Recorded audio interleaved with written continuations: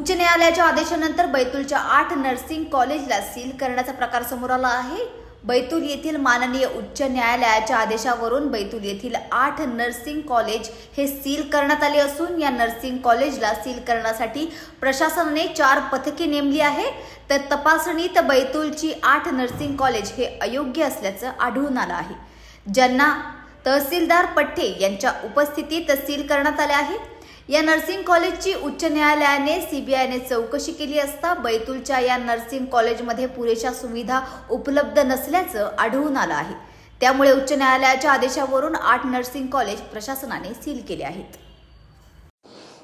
High court के निर्देशानुसार आज बैतूल ज़िले में कुल 8 नर्सिंग कॉलेजेस हैं जिनकी मान्यता रद्द की गई है और हाईकोर्ट ने सभी कलेक्टर महोदयों को निर्देशित किया है कि जिन कॉलेजों की मान्यता रद्द की है उन्हें आज ही सीलबंद किया जाए।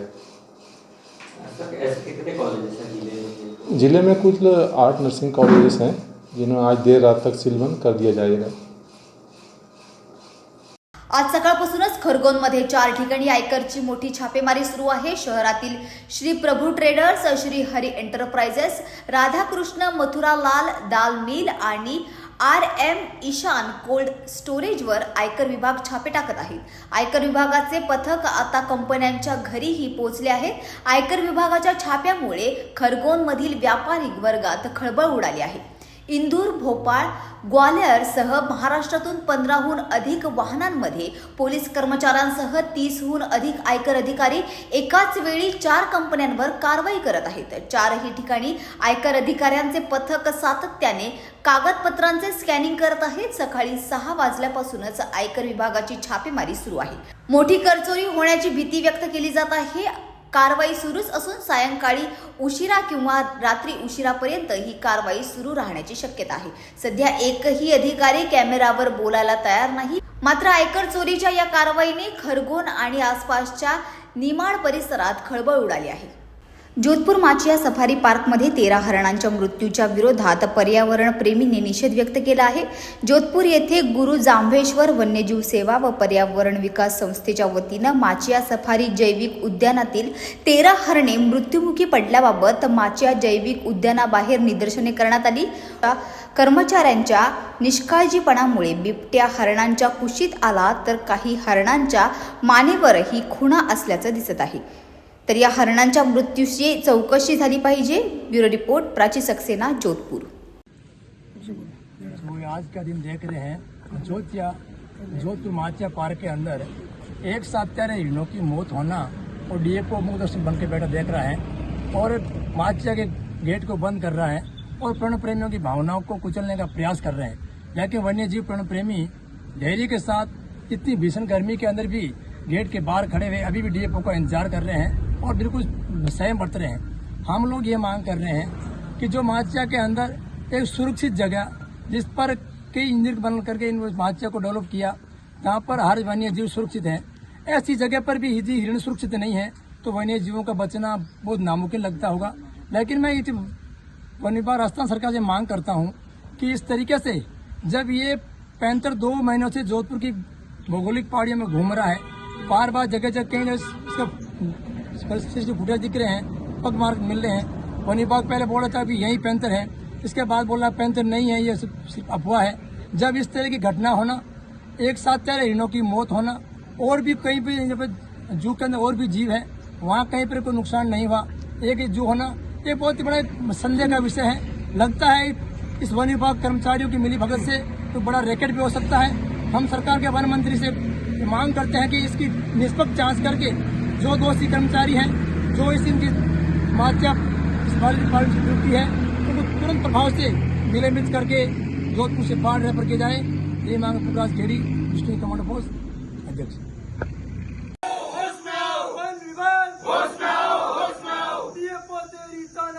नहीं चलेगी, नहीं चलेगी। दिनों के हजारों को बर्दाश्त करो, बर्दाश्त करो। दिनों के हजारों को बर्दाश्त करो, बर्दाश्त करो। डीएफओ तेरी तानाशाही नहीं चलेगी, नहीं चलेगी।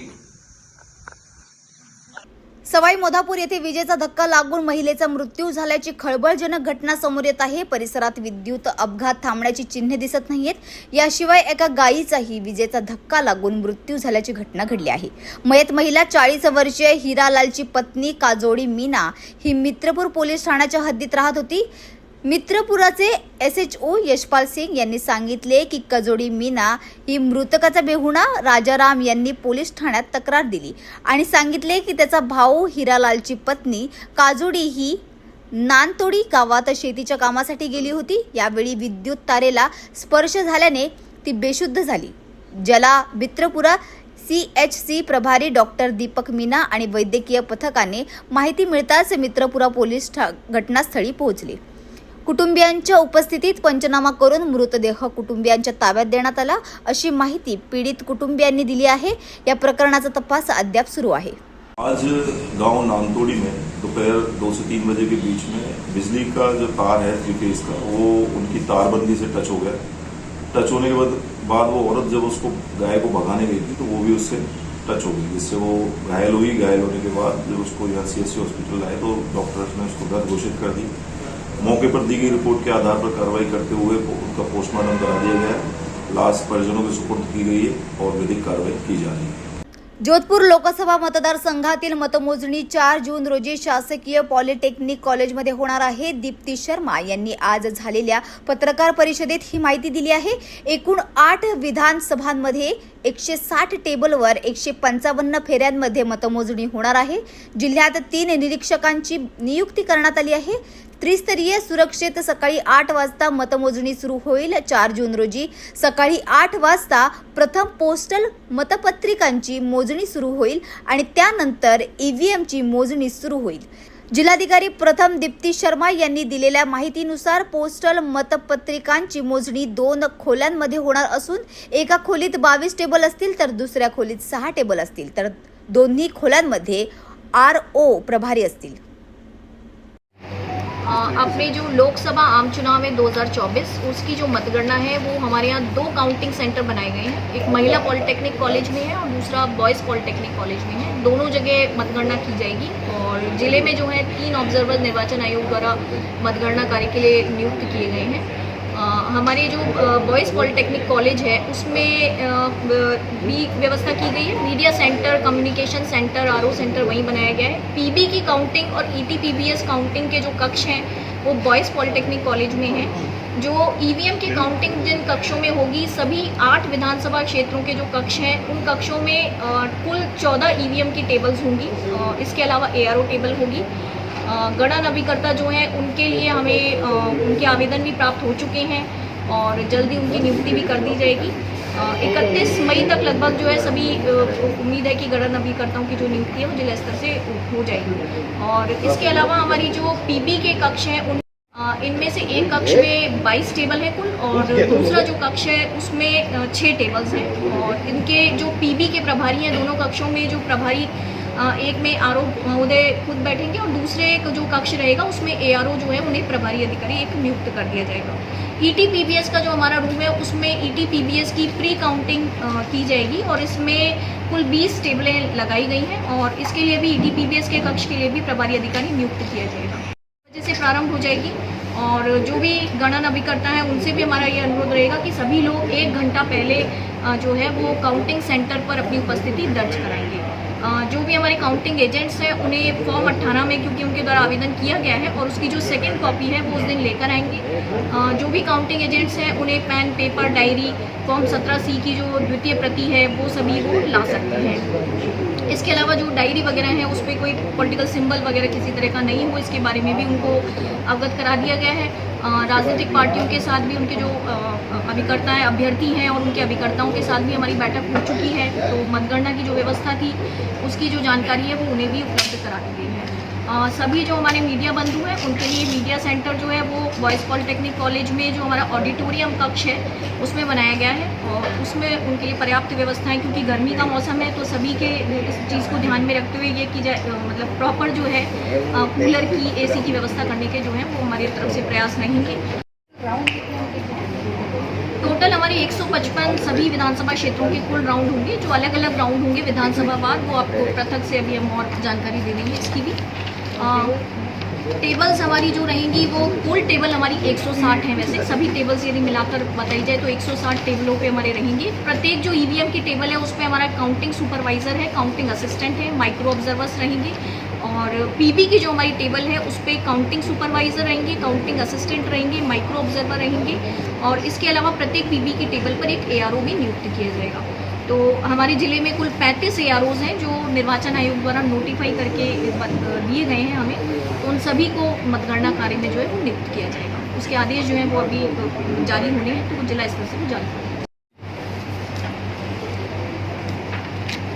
राउंड वाइज आप जो जानकारी जो है वो इस प्रकार है कि हमारे कुल 155 राउंड हैं, जिसमें हमारे फलौदी के जो विधानसभा है उसके लिए 19 राउंड होंगे, लोहावट के 20 राउंड होंगे, शेरगढ़ के 21, सरदारपुरा के 17, जोधपुर के 13, सूरसागर के 19, लूनी के 24 और पोखरण विधानसभा क्षेत्र के लिए 22 राउंड होंगे।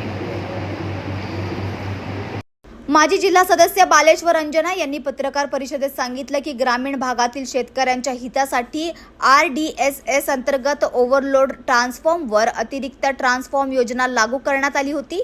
मात्र विद्युत अधिकारी रुपेश खंडेलवाल यांनी या योजनेचा गैरवापर करून आपल्या पदाचा ठपका ठेवला आहे। त्यांचा आर्थिक फायदा गरज नसलेल्या ठिकाणी ट्रान्सफॉर्म बसवण्यात आले असून माहितीच्या अधिकारातही मी ही माहिती मिळवली असून त्यात 1 ते 1.5 कोटी रुपयांचा भ्रष्टाचार उघडकीस आल्याचे अंजनाने सांगितले आहे। हा तपासाचा विषय असून अशा अधिकाऱ्याला तत्काळ पदावरून दूर करून कठोर कारवाई करावी। यावेळी मोहनलाल गाजी, जसवंत पटेल, ईश्वरसिंग पटेल, केसर आदी शेतकऱ्यांनी व्यक्त केला आहे। तर या ठिकाणी सिंग पटेल, बापूलाल टेलर, संदीप पटेल इत्यादी उपस्थित होते। आजकाल प्रत्येक तिसरा व्यक्ती शेअर मार्केटमध्ये पैसा गुंतवण्याचा सल्ला देत आहे। आता सायबर गटही या नावाखाली लोकांना फसवत आहे। शेअर मार्केटमध्ये पैसे गुंतवून भरघोस नफा कमवण्याच्या बहाण्याने दुर्ग जिल्ह्यातील एका डॉक्टर आणि बसपाच्या निवृत्त अभियंत्याच्या 1,85,00,000 अधिक रुपयांची ऑनलाईन फसवणूक करण्यात आली आहे। सायबर ठगांनी शेअर ट्रेडिंग ॲप आणि व्हॉट्सॲप ग्रुपच्या माध्यमातून दोघांकडून पैसे जमा केले। यानंतर ट्रेडिंग ॲप आणि टेलिग्राम मोबाईल ॲप बंद करण्यात आले। या तक्रारीवरून दुर्ग पोलिसांनी अज्ञात सायबर चोरट्यांविरोधात गुन्हा दाखल केला आहे।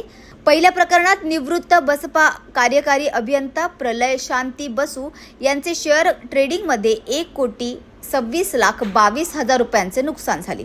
ते फसवणुकीचे बळी ठरल्याचे लक्षात येताच भिलाई नगर CSP सत्यप्रकाश तिवारी यांनी सांगितले की नेहरू नगर सूर्य विहार कॉलनीत राहणारे प्रलय शांती बसू यांनी डीमॅट खाते उघडले होते।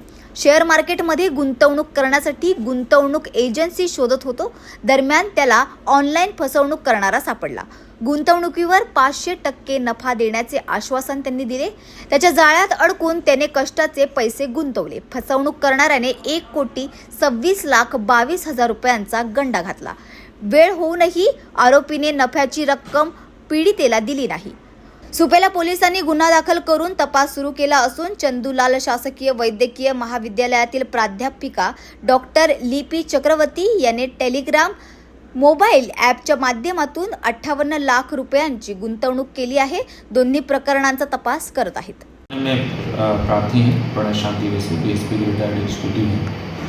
उन्होंने कल प्रथम सूचना पत्र दर्ज कराई है कि शेयर ट्रेडिंग के नाम से अज्ञात लोगों के द्वारा उनके साथ 1,25,00,000 रुपये की लगभग ठगी कर ली गई है, जिस पर थाना सुपेला में 420 का अपराध कायम कर विवेचना की जा रही है। अज्ञात आरोपियों को पदस्थापित की जा रही है। इसी प्रकार क्रिप्टो करेंसी में इन्वेस्टमेंट और उसमें मुनाफे का झांसा देकर के प्रार्थी डॉक्टर लिपि चक्रवर्ती हैं, जो सेक्टर 10 के निवासी हैं, उनके साथ अज्ञात आरोपियों द्वारा लगभग 58,40,000 रुपये की ठगी की गई है।